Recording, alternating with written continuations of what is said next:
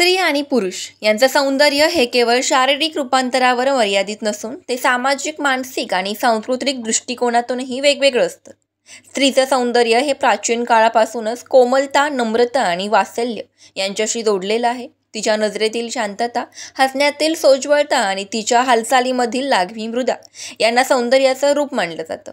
पारंपरिक सौंदर्य विवेचनामध्ये स्त्रीची त्वचा नितळ, केस काळेभोर, डोळे बोलके आणि चेहरा प्रसन्न असावा असं वर्णन आढळतं.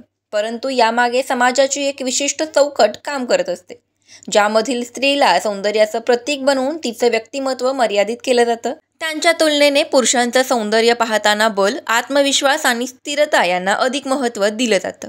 पुरुषांच्या चेहऱ्यावरची काटकोळेपणा, शरीरयष्टीमधला कस आणि हालचालींमधील आत्मभान हे त्यांच्या सौंदर्याचं मापदंड ठरवतात.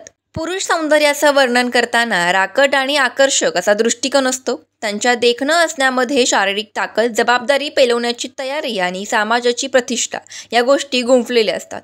समाज पुरुषांच्या सौंदर्याकडे केवळ रूपावरून नव्हे तर त्यांच्या कर्तृत्वावरूनही पाहतो. आजच्या काळात मात्र या पारंपरिक व्याख्यामध्ये बदल होताना दिसतो. स्त्री तिच्या सौंदर्याची व्याख्या स्वतः करत आहे.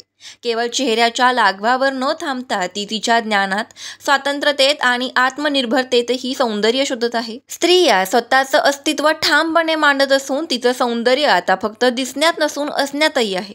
तसंच पुरुषही सौंदर्याच्या नव्या संकल्पनेकडे वळला आहे. तो भावनिकदृष्ट्या खुलेपणाने व्यक्त होत आहे.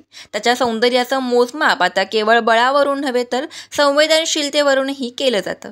एकूणच सौंदर्याच्या या व्याख्या सामाजिक रचनेवर, काळाच्या बदलावर आणि व्यक्तीच्या स्वाभाविक अभिव्यक्तीवर अवलंबून असतात.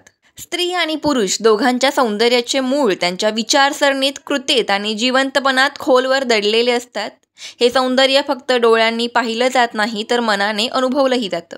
आणि सौंदर्य म्हणजे रूपाच्या पलीकडे जाणारी एक अनुभूती आहे, जी व्यक्तिमत्वाच्या प्रत्येक थरात उमटते. धन्यवाद. माहिती आवडल्यास फॉलो, लाईक, शेअर करा आणि अशाच माहितीसाठी पाहत रहा आपले बिनधास्त मनोगत.